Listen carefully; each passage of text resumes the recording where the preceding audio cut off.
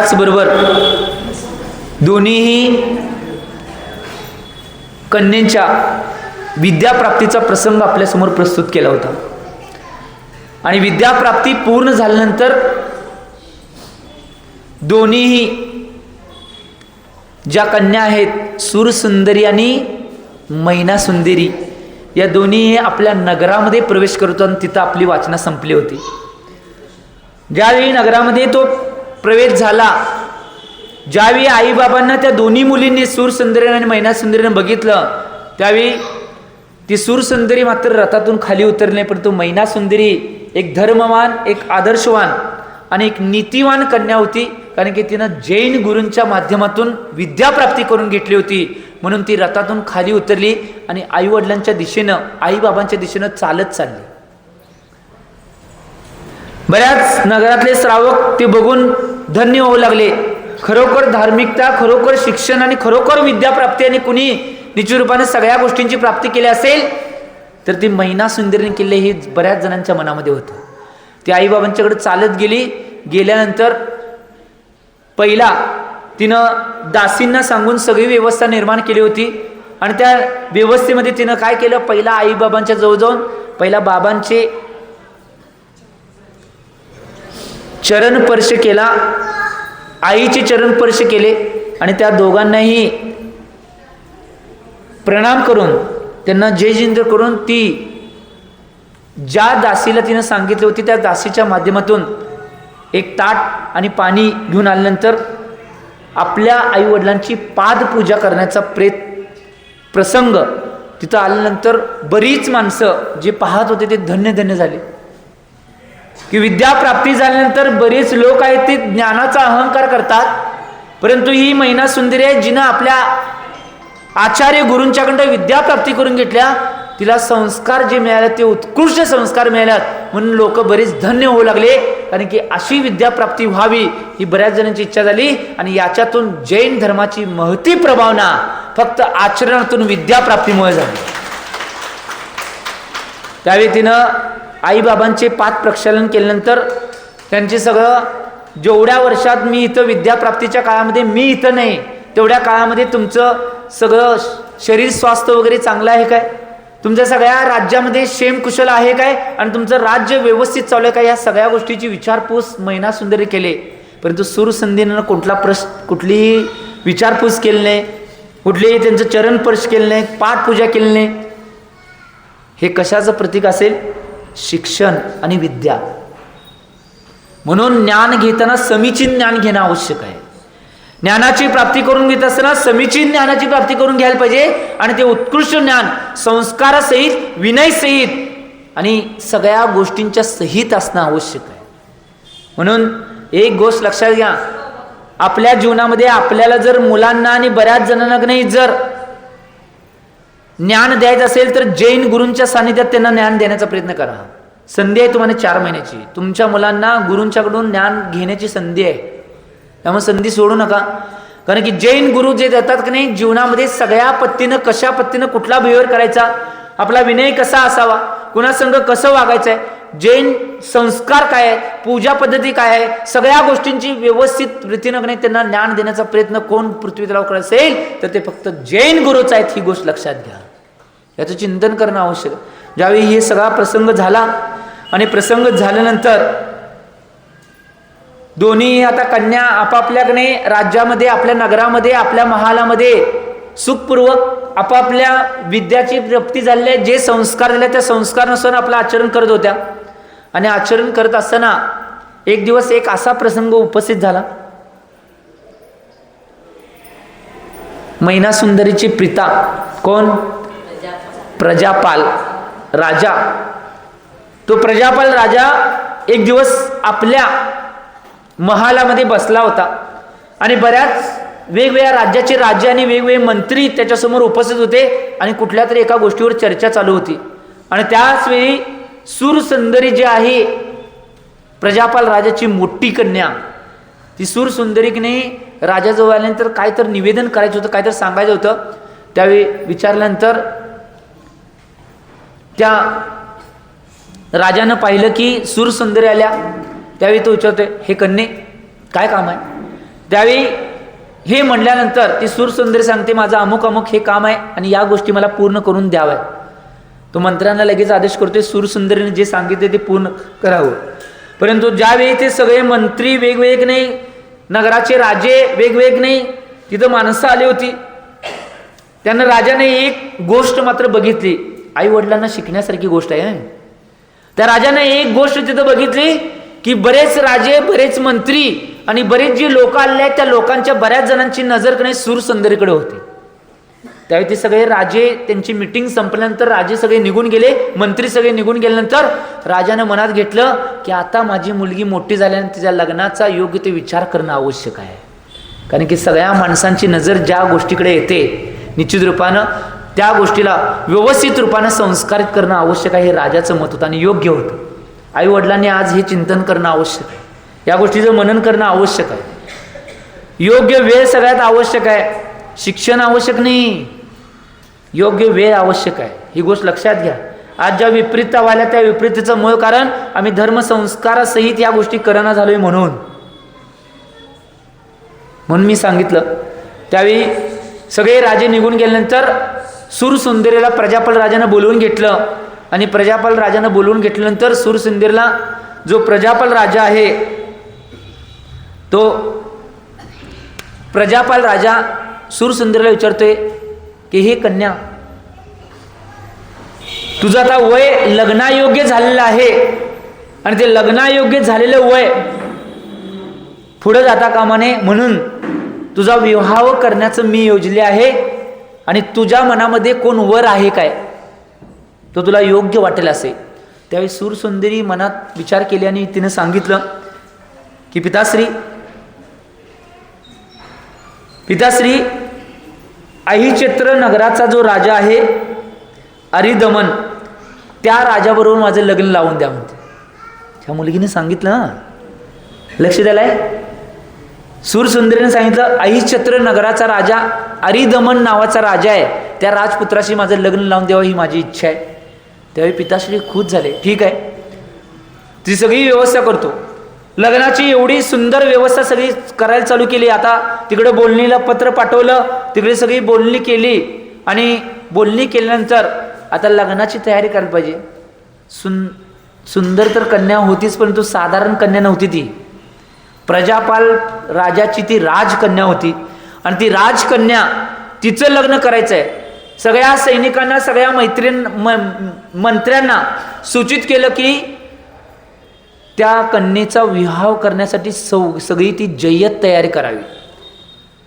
आणि की याचं मूळ कारण काय होतं माहिती काय, राजाचा झुकाव जास्त हा मोठ्या कन्येच्या दिशेनं होता. तुम्हाला कळेल पुढे जाईल तसं कथानक जसं पुढे जाईल तसं तुम्हाला कळेल. त्यामुळे राजाने एवढी जय्यत तयारी केली ती लग्नाची आणि त्या लग्नाची जय्यत तयारी करून ज्यावेळी जी वेळ आल्या त्या वेळेला नाही त्या सूरसुंदरीचं लग्न त्या अरिदमन बरोबर नाही राजानं लावून दिलं. आणि लग्न झाल्यानंतर ती आपल्या पतीबरोबर अहिचत्र नगराला निघून गेल्या आणि तिथं आनंदानं राहू लागले. इथं प्रसंग थांबलाय. आता मेन कथानक आपल्या समोर येत आहे की आम्ही आमच्या जीवनामध्ये याचा विचार करतोय का नाही याचं चिंतन करणं आवश्यक आहे. मेन जे कथानकातले मेन हिरो त्यांचा प्रसंग आपल्या समोर येणार आहे आता. आणि हा प्रसंग झाला इकडं मैनासुंदरी जी कन्या आहे, छोटी कन्या प्रजापाल राजाची, ती विद्याप्राप्ती करून आल्यानंतर आपल्या जीवनामध्ये एवढी आनंदत होती. रोजच्या रोज मंदिरचं दर्शन, रोजच्या रोज भगवंतांचं पूजन करणे, रोजच्या रोज गुरु असतील तर गुरूंना आहार देणे, वेगळ्या ठिकाणी गुरु असतील तर त्यांच्या दर्शनाला जाणे, तीर्थक्षेत्रांची यात्रा करणे, या सगळ्या गोष्टीमध्ये ती मैनासुंदरी एवढी मग्न आहे. उत्कृष्ट भावनेने ते आपलं जीवन व्यतीत करायला. आणि रोजच्या रोज तिचं काय एक होतं, मंदिरचं दर्शन करून झाल्यावर पूजन करून झाल्यानंतर ती गंधोदक घेऊन घरातल्या सगळ्या लोकांना गंधोदक लावणार आणि मग आपल्या कार्याला लागणार. एवढ्या सगळ्या गोष्टी धर्माच्या ते व्यवस्थितरित्याने पार पाडत होते. परंतु हे सगळं चालू असताना एक दिवस एक प्रसंग असा समोर येतोय. एक दिवस ती मैनासुंदरी तीर्थांची यात्रा करायला गेले असते आणि तीर्थयात्रा करायला गेल्यानंतर तिथे एक गुरु, त्या तीर्थक्षेत्रावर गुरु असतात आणि त्या गुरूंच्या चरणावरती जाते आणि ती नमोस्तु नमोस्तु करते आणि गुरुंना म्हणते की महाराजजी, मला धर्माचं कुठलं तर बोध तुम्ही द्यावा ही माझी इच्छा आहे. त्यावेळी त्या गुरूंनी तिची भावना, तिच्या अंतरंगात काय भाव असतील हे चेहरा वाचून त्या गुरूंनी लक्षात घेतलं की हा भव्य जीव आहे. निश्चित रूपानं या मुलगीचं कल्याणासाठी तिला योग्य मार्ग दाखवणं आवश्यक आहे. म्हणून त्यांनी कर्म सिद्धांताचा अभ्यास तिच्या पुढं प्रकट केला की जैन सिद्धांतामध्ये जी गोष्ट जेव्हा होणार आहे तेव्हाच होणार आहे. त्या कुठल्याही गोष्टीला कोण पुढं आणू शकत नाही, कोण मागं नेऊ शकत नाही. जसं होणार आहे तसं होणार आहे. हा कर्म सिद्धांत जर आमच्या मनात आम्ही घालून घेतला तर जीवनामध्ये कधी दुःख होणार नाही, कुठल्याही प्रसंगामध्ये विकल्प कधी होणार नाही आणि कुठल्याही प्रसंगामध्ये कधी आम्ही ढासळणार नाही, तर आम्ही दृढ राहणार आहे. म्हणून जैन सिद्धांताचा जो गाभा आहे कर्म सिद्धांत, तो कर्म सिद्धांत घेणं आवश्यक असा उपदेश त्या गुरूंनी महिनासुंदरीला केला. आणि तिची एवढी भावना उत्कृष्ट झाली, केवढा उत्कृष्ट कर्म सिद्धांत ऐकल्यानंतर तिचं मन गदगद झालं आणि तिने निर्णय घेतला, आजपासून आपण कुठलीही घटना काय घडली तर सगळं विषय तो कर्म सिद्धांतानुसार स्वीकारायचं. कुठलाही विकल्प संकल्प करायचं नाही, कुणाविषयी रागद्वेष करायचं नाही, कुणाविषयी क्रोध करायचं नाही, कुठलीही भावना अंतर्गत आणायच नाही आणि निर्विकल्प आपलं जीवन जगायचं. आपलं पूजन, धर्मकार्य, आपल्या निश्चित रूपानं भगवंतांची विधानं, तीर्थयात्रा आणि आई वडिलांची सेवा. आई वडिलांची तर सेवा एवढी ती महिनासुंदरी करत होती, जेवढी आई काय सांगेल ती सगळी कामं ऐकायची. बाबांची जेवढी सेवा करता येईल तेवढी करायची, ज्या ज्यावेळी जायला मिळेल त्यावेळी ती सेवा करायची. आजकालची मुलगा घरात असला की बाबा नसतात आणि बाबा असला की माहिती तुम्हाला सेवा तर लई लावून आज पाया पडणार, पाय वडाल्यात, पाया पडणार बरीच. मी बहुलत्या अपेक्षेनं सांगवले आज ही परिस्थिती आहे. याचं मूळ कारण काय असेल तर आमच्या मुलांना आम्ही संस्कार द्यायला कमी पडतोय, हे मूळ कारण आहे, हे सांगायचं मला. परंतु इथं कथानक आले, त्या कथानक त्या मुलगी आई बाबांची आणि धर्माची एवढी सेवा करणारी कन्या होती. आम्ही आमच्या जीवनामध्ये मुलींना आणि मुलांना असं तयार करणं आवश्यक आहे, हे मला सांगायचं म्हणून सांगितलं.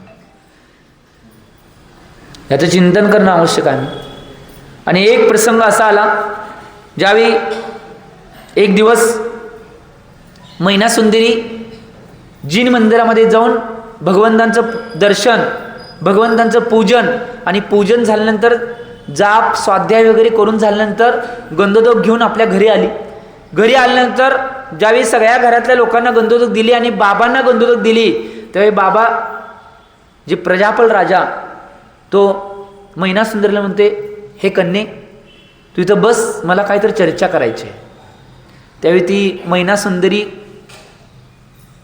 कन्या आपल्या बाबा तिथं बस म्हणून बसत नाहीत, तर बाबांच्या पायाजवळ येऊन ती बसते आणि म्हणते, बाबा बोला. त्यावेळी हे प्रसंग आल्यानंतर ज्यावेळी बाबांनी तसं म्हटल्यानंतर ती महिनासुंदरी बसल्यानंतर ते बाबा बोलायला चालू करतात की तुझ्या मोठ्या बहिणीचं विवाह अतिशय थाटामाटात झाला, तुझं सुद्धा वय आता बरोबर त्या दिशेनं आलेलं आहे आणि माझी इच्छा आहे की तू सांगशील त्या वराबरोबर योग्य त्या योग्य पैसा संपत्ती सगळ्या गोष्टी असणाऱ्या नाही राजकुमारासाठी तुझा मी विवाह करून देतो, तुझ्या मनामध्ये असं काय. हे ऐकल्यानंतर ज्यावेळी ती महिनासुंदरी ती ऐकते आणि महिनासुंदरीने ते ऐकल्यानंतर महिनासुंदरी बाबांना सांगायला चालू करते. तिच्या डोक्यात लगेच महाराजांचे उद्बोधन आले. ती बाबांना म्हणते, पिताश्री, वर निवडण्याची जी जबाबदारी आहे ती माझ्यावर नाही. कुठल्याही मुलगीचा वर निवडण्याची जबाबदारी कोणावर असेल तर ती आई वडिलांच्यावर आहे, ती माझ्यावर नाही. तुम्ही कुठलाही वर निवडा, त्या वराबरोबर मी विवाह करून तुम्ही सांगशील त्या मुलाशी विवाह करतो आणि विवाह झाल्यानंतर माझा जसं कर्म असेल, माझं पुण्यपाप जसं असेल त्याचं माझं सगळं जीवन व्यतीत होईल. त्यावेळी बाबांना राग आला.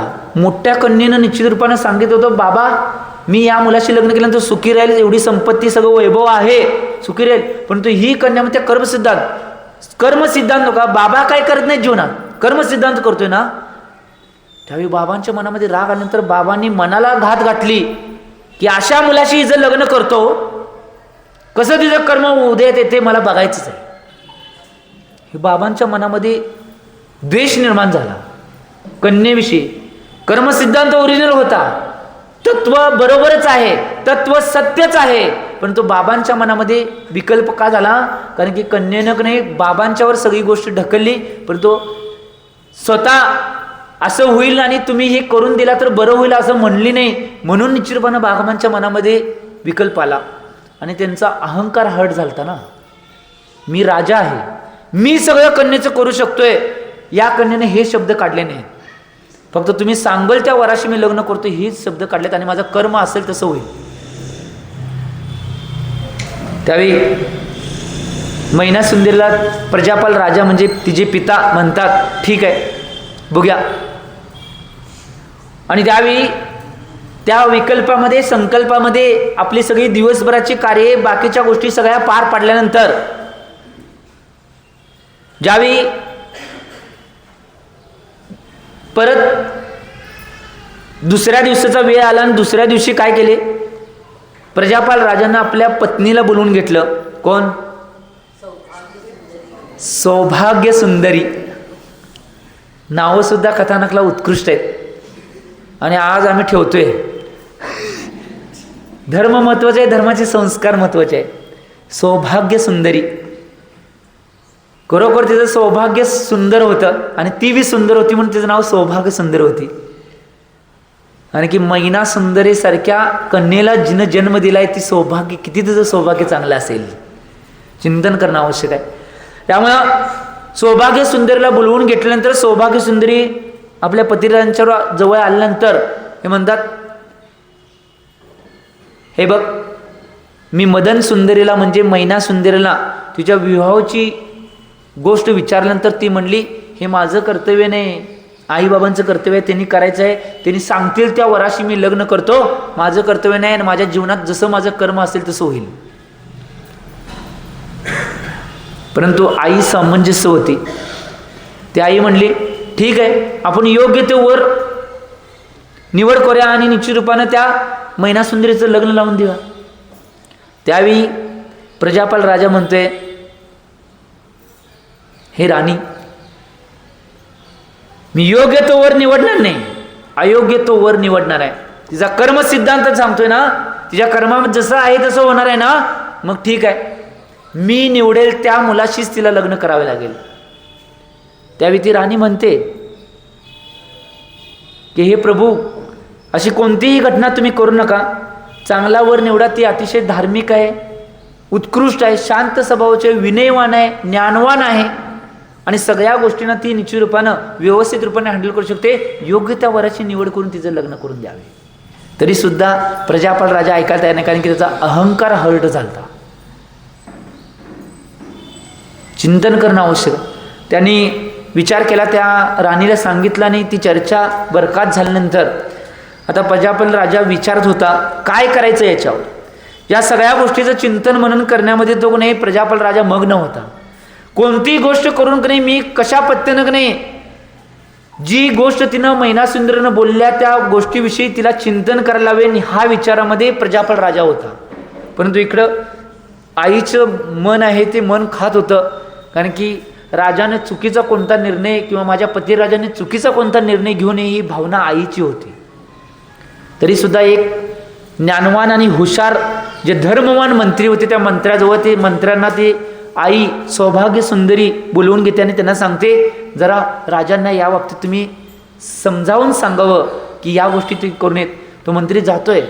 मंत्री गेल्यानंतर मंत्र्याच्या माध्यमातून त्या राजाला प्रजापाल राजाला समजावून सांगण्याचा प्रयत्न ज्यावेळी चालू असतोय त्यावेळी तो एवढा राजा प्रजापाल भडकतोय, हे मंत्रीगण तुम्ही सांगण्याची आवश्यकता नाही, माझा निर्णय मी घेतलाय आणि माझ्या निर्णयाला योग्य तो निर्णयच मी घेणार आहे, दुसरा निर्णय होणार. कधी कधी काय गोष्टी होतात ना, कधी कधी नव्हत्याचं होतं होतंय आणि कधी कधी होत्याचं नव्हतं होतंय. ही गोष्ट महत्त्वाची आहे, चिंतन घेणं आवश्यक आहे. आणि हे सगळं आहे ते खरोखर मैनासुंदरी जसा विचार करत होती, आपल्या कर्मसिद्धांतानुसार पुण्य पापानुसारच जीवनात घटना घडत असतात. त्यामुळं एक गोष्ट लक्षात घ्या, तुम्ही सुद्धा तुमच्या जीवनामध्ये जर मैनासुंदरी सकट जीवन जगायचं असेल, तसं काट्याकुट्यातलं नवं उत्कृष्ट आदर्श, तर कर्मसिद्धांताला स्वीकारा. माझ्या जीवनात जे होणार आहे ते होणार आहे, त्याला स्वीकारा. त्यात विकल्प, संकल्प, क्रोध, मान, मायालोभ करण्याची गरज नाही. काय येईल त्या गोष्टींना स्वीकारा, काय येतील त्या गोष्टीला आनंदानं सामोरं जावा आणि आनंदी राहा. तो राजन दुसऱ्या दिवशी उठल्यानंतर रथातून नगरामध्ये जात होता आणि नगरातून बाहेर गेल्यानंतर काही कामानिमित्त बाहेर गेलता. त्याच वेळी एक घटना, राजाच्या रथासमोर एक घटना घडते. पुढे एक व्यक्ती रेड्यावर बसून येत होता. रेड्यावर बसून, त्याच्याबरोबर रेड्यावर बसून 700 जण येत होते आणि त्या सगळ्यांना कुष्ठरोग झालता. राजानं बघितलं, राजाचं लक्ष ज्याला गेलं, त्यावेळी राजा मंत्र्यांना विचारतोय, हा व्यक्ती कोण आहे? तर ते मंत्री म्हणतात, हा कोडी श्रीपाल आहे, ज्याला कुष्ठरोग झालाय आणि त्याच्या साथीदारांना सुद्धा कुष्ठरोग झालाय. हा कोडी श्रीपाल आहे. त्यावेळी त्या मंत्र्याने ती गोष्ट सांगितल्यानंतर राजाच्या मनामध्ये एक विचार येऊन जातोय पडदिशी, माझ्या लहान कन्यकेसाठी वर कोण असेल तर हाच वर आहे. ज्याला स्वतःला कुष्ठरोग झालाय, त्याच्याबरोबर 700 त्याच्याकडे असणाऱ्या जवळच्या सगळ्या माणसांना कुष्ठरोग झालाय, हाच वर माझ्या कन्येसाठी योग्य आहे. कधी कधी विपरीतता मनात जर बसली ती निघत नाही, हे सिद्ध ह्यावरनं होतंय. आणि त्या राजानं ठरवलं, प्रजापाल राजानं ठरवलं की आता मी काही झालं, कोणीही सांगितलं तरी या कोडी श्रीपाल बरोबरच मैनासुंदरीचं लग्न लावून दे, नाही बाकी कोणत्याही वराशी लग्न लावून दे. नाही काही झालं, कोणीही मला सांगू दे, कुठलीही गोष्ट येऊन दे, साक्षात मैनासुंदरी जरी म्हणली मी या मुलाशी लग्न करणार नाही, तरी मी त्या कोडी श्रीपाल बरोबरच मैनासुंदरीचं लग्न लावणे हा मनात संकल्प बांधून ठेवला रथातच. आणि रथात संकल्प बांधल्यानंतर तो सगळ्या क्रिया करून परत आपल्या महालामध्ये परत आल्यानंतर मंत्र्यांना सांगितलं, त्या कोडी श्रीपालवर लक्ष ठेवा, तो कुठं जातोय, काय करतोय, सगळ्या गोष्टीवर लक्ष ठेवा. आणि ही गोष्ट सांगितल्यानंतर तो घरात येतोय आणि घरात आल्यानंतर तो सौभाग्य सुंदरेला आणि मैना सुंदरेला आपल्या महलामध्ये बोलवून घेतोय. आणि बोलवून घेतल्यानंतर जी गोष्ट सांगणार होतो ती उद्याच्या भागामध्ये सांगणार आहे.